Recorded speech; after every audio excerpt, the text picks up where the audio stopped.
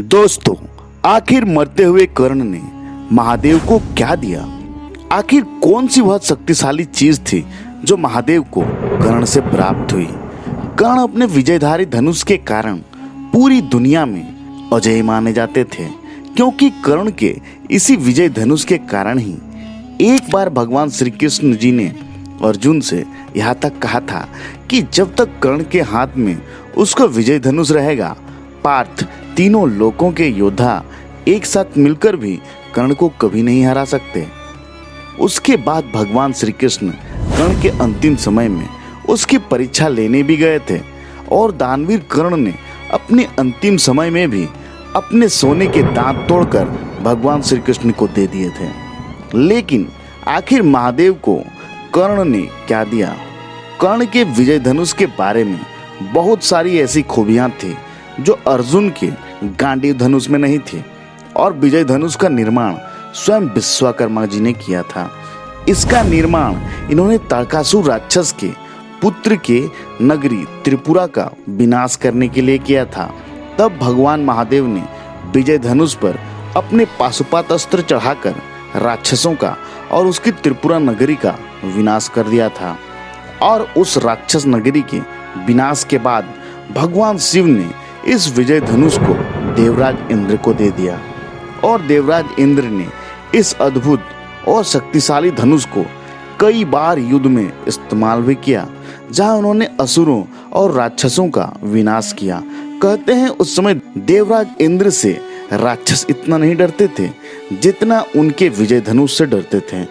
उसके बहुत समय बाद जब क्षत्रियों ने भगवान परशुराम के पिता ऋषि जगदम्नि की हत्या कर दी, तब भगवान परशुराम ने पूरी पृथ्वी से क्षत्रियों का विनाश कर दिया और क्षत्रियहीन करने के लिए सौगंध भी खाई थी। ऐसे समय में भगवान शिव ने भगवान परशुराम को विजय धनुष स्वयं इंद्र से दिलवाया था।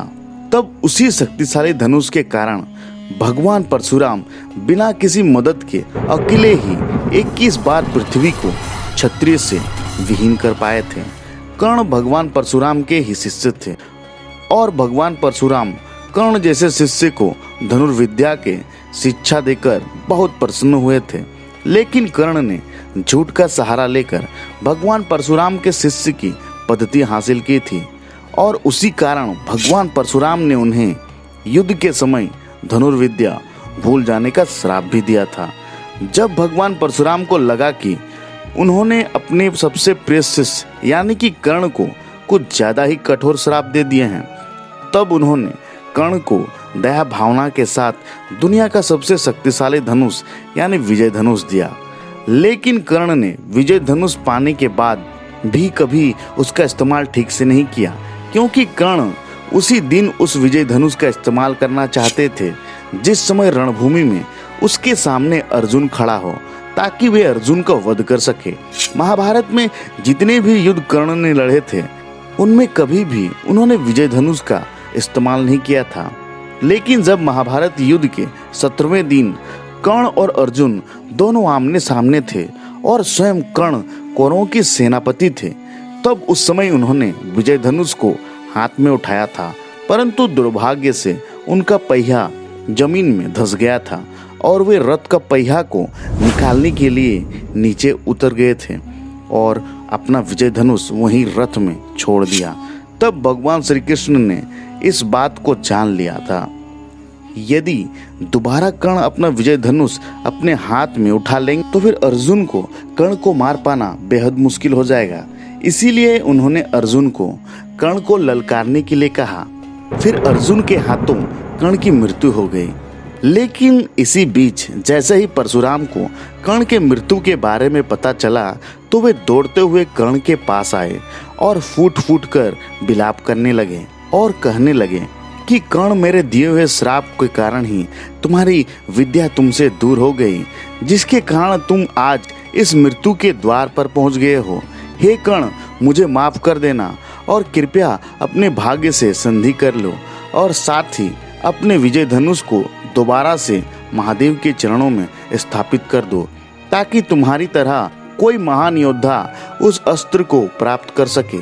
इसके बाद कर्ण बिना देरी करते हुए महादेव का स्मरण करते हैं और अपना विजय धनुष उनके चरणों में स्थापित कर देते हैं। जब कर्ण ने ऐसा किया तब महादेव ने खुशी से कर्ण को आशीर्वाद भी दिया। साथ ही यह भी कहा कि युगों युगों तक तुम्हारा नाम इस विश्व में फैलता ही रहेगा और बच्चे बच्चे के जुबान में तुम्हारा ही नाम अवश्य होगा। तो मरने से पहले कर्ण ने स्वयं महादेव को कुछ और नहीं बल्कि उनका विजय धनुष उन्हें वापस कर दिया था। तो दोस्तों, अगर यह कथा आपको पसंद आया हो तो एक कमेंट जरूर कर दें। धन्यवाद।